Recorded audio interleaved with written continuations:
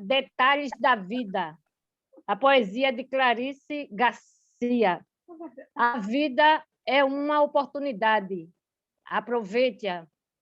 A vida é uma beleza, admire-a. A vida é um sonho, faça que se torne realidade. Sorria, sorria. Acalma a alma. Se derrame, se der, ame. Releve, se eleve. Não se desespere, espere o tempo certo. Vivencie com mais intensidade. Respira e não pira. Simplesmente viva a vida em todas as suas nuances. Obrigada. Gratidão, Maxenira. Muito obrigado. Estava fechado, foi, Alex? Por algum motivo ele fechou, mas foi resolvido. Excelente espiritualidade. Como a nossa reunião é extremamente especial e a gente vai ter que aproveitar ao máximo o tempo do Dr. Cláudio aqui, ele vai fazer a palestra até as 2h45 e de 2h45 às 3h15 vai haver uma rodada de perguntas e respostas. É com o senhor, Dr. Cláudio. Muito obrigado. Obrigado a vocês, é um prazer muito grande estar aqui, né? Obrigado pelo convite. É muito gostoso estar dentro de uma sala do Amor Exigente, em qualquer lugar do mundo, né? E eu trabalho com dependentes químicos há 31 anos, e assim como todo mundo, praticamente todo mundo dessa área, sempre tem uma questão pessoal, né? Eu vim, em junho de 1990, eu vim buscando ajuda para meu irmão Nivaldo. Meu irmão parou de beber e eu continuei, né, participando, ajudando outras famílias e tudo. Na época eu não era psicólogo, eu era apenas irmão do Nivaldo. E hoje nós vamos abordar um tema muito importante, que é os 10 passos de um tratamento eficaz. E para a gente entrar nesse tema, é muito importante a gente entender também sobre a nossa doença, tanto o dependente químico quanto nós codependentes. Então, nós estamos diante de uma doença que nos acompanha desde a nossa infância, e quando a gente chega no fundo do poço, é quando a gente encontra um grupo de ajuda mútua, nós nos deparamos com alguns desafios para enfrentar essa doença. O primeiro dele é a negação da própria doença. Então, enquanto a gente pode negar a nossa doença e a doença do dependente químico, nós vamos negando, né? Então, por isso que a gente demora muito tempo para buscar ajuda. Na nossa família, por exemplo, nós demoramos 30 anos para buscar ajuda para Nivaldo. E depois nós descobrimos, né, que, na verdade, não era buscar ajuda para Nivaldo, era buscar ajuda para a família do Nivaldo, né? Todos os membros da família. Um outro desafio que a gente tem é o preconceito. É uma doença que tem muito preconceito ao redor dela. Até hoje, tem gente que acredita que isso não é doença, que isso é falta de vergonha na cara, falta de responsabilidade, é malandragem, etc, etc. Um outro desafio é o desconhecimento, tanto sobre a dependência química como a codependência. Então, por isso que é fundamental a gente pensar no que seria um tratamento eficaz. Então, o primeiro passo para a gente começar a resolver isso é admitir o problema. Então, não adianta a gente ficar querendo resolver esse problema da nossa maneira, do nosso jeito, no jeitinho brasileiro, né? Vamos resolver isso do nosso jeito, e a gente fica escutando vizinho, fica escutando parente, fica escutando pessoas que não entendem da dependência química e da codependência. E aí a gente fica dando murro em ponta de faca, a gente não consegue resolver isso. Então, a gente tem que jogar a toalha. Eu sozinho eu não consigo, eu preciso de ajuda. Admitir que nós estamos diante de um problema muito grave e que a gente precisa de buscar ajuda, como qualquer outra doença que sai do nosso controle. Segundo passo para a gente ter um tratamento eficaz seria ser mais humilde. Se a gente chegar numa reunião do Amor Exigente, do Al-Anon, Naranon, não importa qual grupo, se a gente chega com o nosso orgulho, a nossa prepotência, a nossa arrogância, e achando que é do meu jeito que é certo, o coordenador, tudo que o coordenador fala, nós questionamos, nós achamos que está errado, o grupo está errado, o que normalmente, o que vai acontecer? A gente vai embora e não volta mais naquela reunião. Então, você tem que ser humilde para absorver novos valores, absorver novos conceitos, absorver um conhecimento novo. Então, você tem que esvaziar sua mente de tudo aquilo que você conhece ou não conhece para aprender coisas novas. Então, não adianta você ir com essa prepotência que, muitas vezes, tanto o dependente químico quanto o codependente, nós carregamos ao longo da nossa vida. O terceiro passo isso é muito comum, né, do brasileiro e do dependente e codependente, isso é muito comum de acontecer, a gente tem que ter perseverança na busca das respostas e na busca do nosso tratamento para a gente ter uma qualidade de vida melhor. É engraçado, né, porque às vezes a gente fica anos a fios enfrentando o problema e a gente quer resolver o problema na primeira reunião, na segunda reunião, em um mês, né? E aí a gente acha que não resolve, não conseguiu resolver aquilo, e aí você vai atrás de outra alternativa de tratamento. Então, nós temos que ter perseverança no tratamento. Nós não vamos conseguir resolver isso da noite para o dia. Então, a gente tem que ir primeiro mudando as nossas crenças, né, buscando novos valores, entendendo a nossa doença e entendendo o nosso tratamento. E, para isso, a gente precisa de ter perseverança nesse processo de tratamento. O quarto passo que a gente precisa dar, não adianta você buscar o tratamento no lugar errado. Não adianta a gente querer ir, por exemplo, no cardiologista reclamando que está com problema de dor de dente. Quando acontece isso, o médico, né, vai olhar para você assim, né, vai assustar, vai falar, epa, e vai te dar um encaminhamento para o dentista e outro encaminhamento para o psicólogo, que você está ficando com problemas emocionais graves, você está procurando o profissional errado. Então, nós temos que aprender a procurar ajuda. Nós temos que aprender a procurar ajuda, porque se a gente não procura a ajuda correta, nós vamos ficar dando também murro em ponta de faca. Isso aconteceu na minha família. Minha mãe, principalmente minha mãe buscava ajuda sozinha. Durante muitos anos, ela ia sozinha, escondido. Isso, o imaginário da mãe, isso é muito forte. A mãe acha que ela que tem que salvar o filho. Aí, muitas vezes, ela exclui o marido disso, exclui os outros irmãos e fica buscando ajuda em lugares errados, de pessoas que não entendem. Então, vai atrás de padre, vai atrás de pastor, vai atrás de igrejas, que isso é muito importante se estiver dentro de um contexto mais amplo da ajuda especializada. Então, é muito importante a família procurar uma ajuda profissional. E quando eu coloco ajuda profissional, não é só do psicólogo especializado na área, do psiquiatra especializado na área. Também a ajuda de pessoas que têm muitos anos que trabalham com recuperação de dependentes químicos e de codependentes. Então, os grupos de apoio são fundamentais nesse processo. As comunidades terapêuticas, as clínicas terapêuticas são fundamentais nesse processo.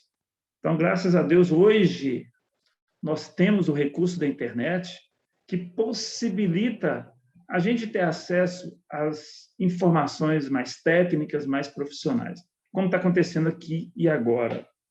Então, o quarto passo é procura ajuda profissional. Não procure qualquer tipo de ajuda. Procura conhecer qual seria o profissional que você está escolhendo para te acompanhar. O quinto passo é fundamental. Nós temos que ser pacientes nesse processo de recuperação. Eu vejo isso com muita frequência nos grupos de apoio e até mesmo no consultório, quando as pessoas querem uma mudança muito rápida. Então, e a gente tem que entender que a codependência ela está vindo desde a nossa infância, desde a nossa família de origem. Aí, aliás, às vezes costuma estar passando de gerações por gerações. Nossos avós, nossos bisavós, essa codependência vem perpetuando em várias gerações. E a nossa geração está tendo a grande oportunidade de mudar essa história, né? Quando a gente começa a tratar de nós temos uma oportunidade não só melhorar nossa qualidade de vida, influenciar no nosso ambiente familiar e na nossa comunidade como um todo, mas também como uma oportunidade de quebrar um ciclo de codependência que está passando de várias gerações, por nossas gerações futuras não passarem por isso. Então, estamos tendo uma oportunidade de que nossos netos, né, nossos filhos e netos também tenham uma qualidade de vida melhor, que não sejam tão codependentes quanto nós somos. Então, nós temos que ter paciência. Eu costumo dizer que o codependente ele é muito cruel com ele mesmo, né? Ele não entende que ele não vai conseguir mudar da noite para o dia. O dependente também é a mesma coisa, ele é muito cruel com ele mesmo. Então, ele tem uma recaída, ele começa a se torturar com essa recaída, ao invés de pegar essa oportunidade da recaída como uma oportunidade de crescimento, de aprendizado. Então, isso é também fundamental nesse processo de tratamento. Nós temos que aprender com as recaídas. O sexto passo é ter muita disciplina. Você não consegue chegar a lugar nenhum sem disciplina.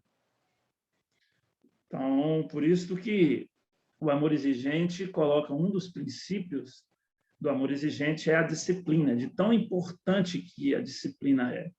Eu costumo até brincar, né, com o pessoal que eu sou o único brasileiro que quer mudar a bandeira do Brasil. Ordem é progresso. Você não vai conseguir progredir em nada na sua vida se você não tiver uma ordem e se você não tiver uma disciplina. E tanto a dependência quanto a codependência são transtornos psíquicos, comportamentais, que vão afetar diretamente esta questão da disciplina. Então, a disciplina, você tem que ter... chegou a hora da reunião, não tem outro compromisso. Aquilo ali é a reunião. Você tem que desenvolver um programa de tratamento semanal e você tem que colocar isso na sua agenda. Porque se você for deixar cansaço, serviço de casa, problemas familiares, você vai estar sempre faltando das reuniões e não consegue dar uma sequência de tratamento. Então, a disciplina vai te possibilitar ter uma sequência de tratamento e aí sim você começa a entender a doença, entender o tratamento e começa a sentir o tratamento na prática e de uma maneira muito natural, sem forçação de barra nenhuma. O sexto passo, tem muitas pessoas, eu vejo isso com muita frequência, gente que vai anos na reunião, 10 anos, 20 anos, tem até disciplina de ir toda semana na reunião, mas não consegue fazer esse sétimo passo.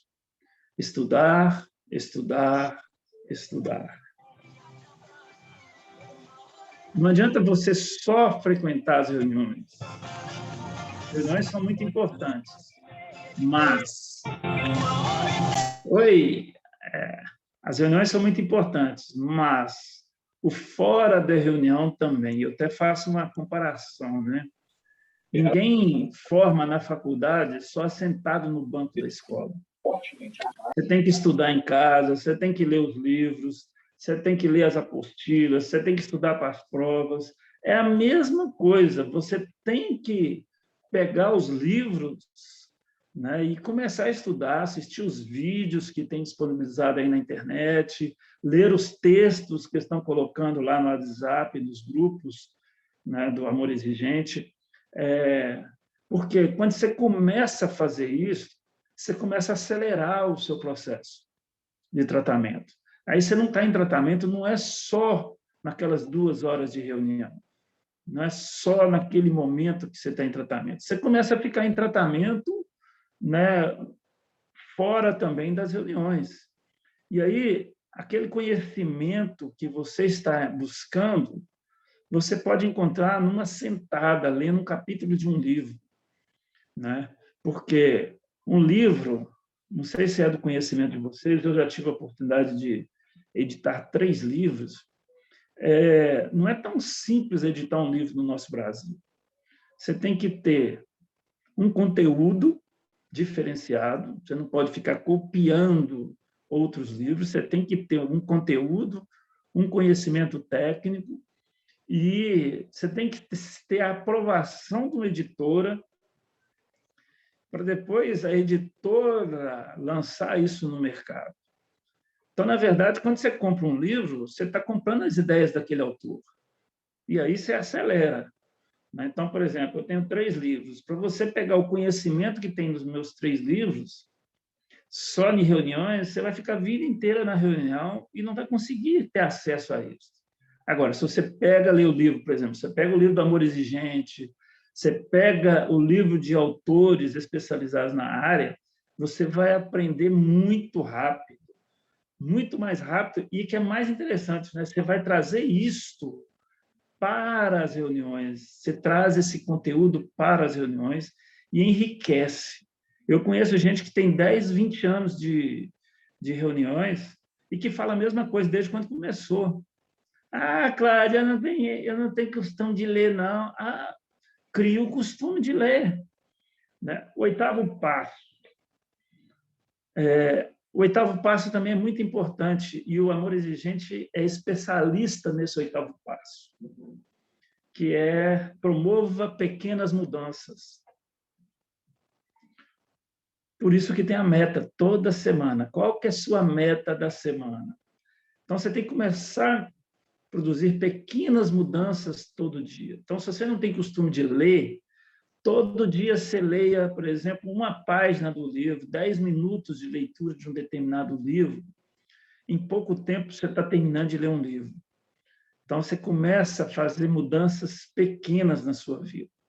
Por maior que seja uma construção, ela sempre começa sentando o primeiro tijolo.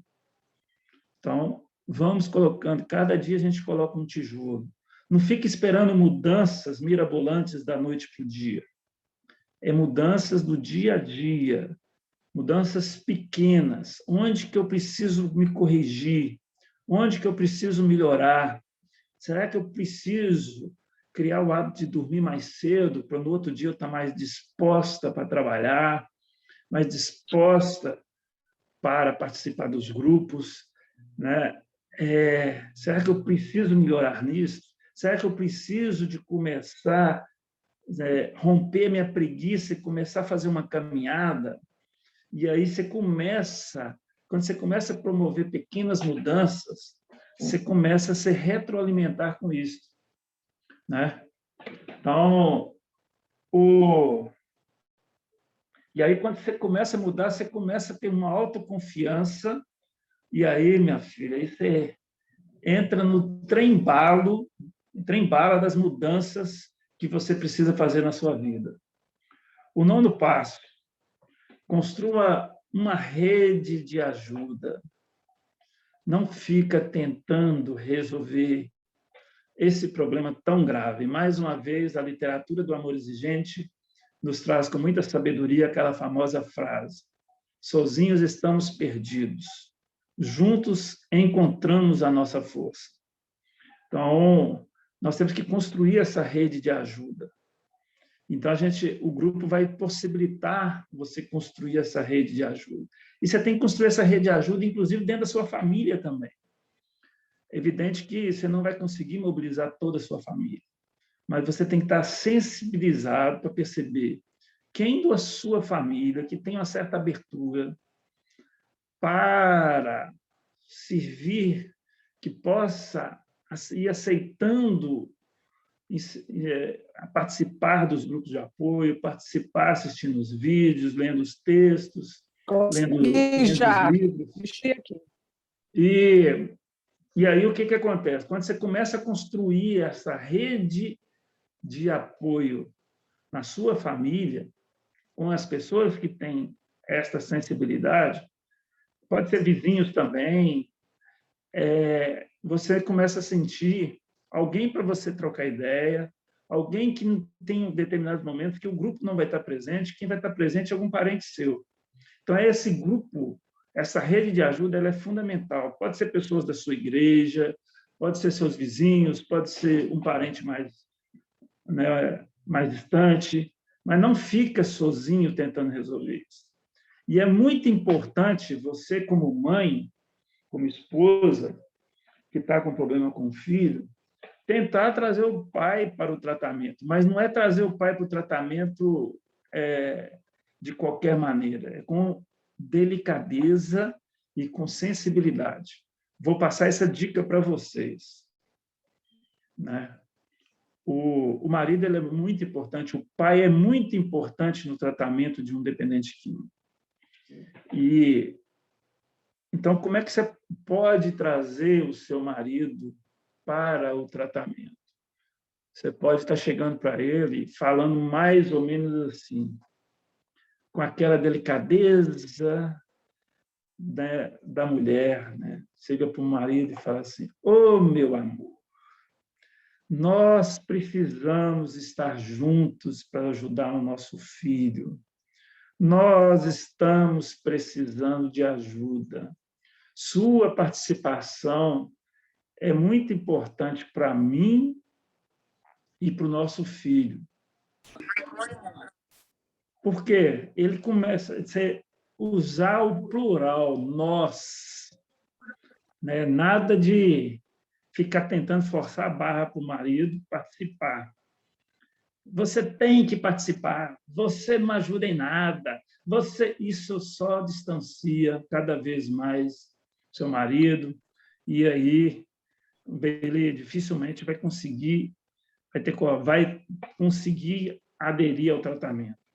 Então, construam a rede de ajuda. E a entrada do pai, gente, é impressionante como que faz diferença. Não sei se é do conhecimento de vocês, mas na história de praticamente todo dependente químico, repete uma coisa nessa história. Tem uma ausência do pai e um excesso de mãe. Nós temos que fazer o inverso.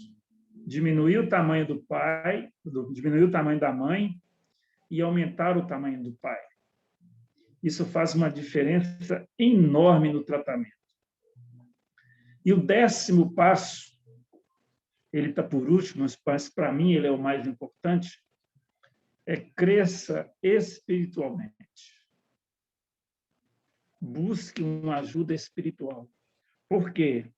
Porque você se fortalecendo espiritualmente, por isso que, mais uma vez, o Amor Exigente vem nos trazer a espiritualidade pluralista, porque a espiritualidade vai te dar uma força, uma fé para te ajudar a produzir as mudanças que você precisa fazer na sua vida e fazer no seio da sua família.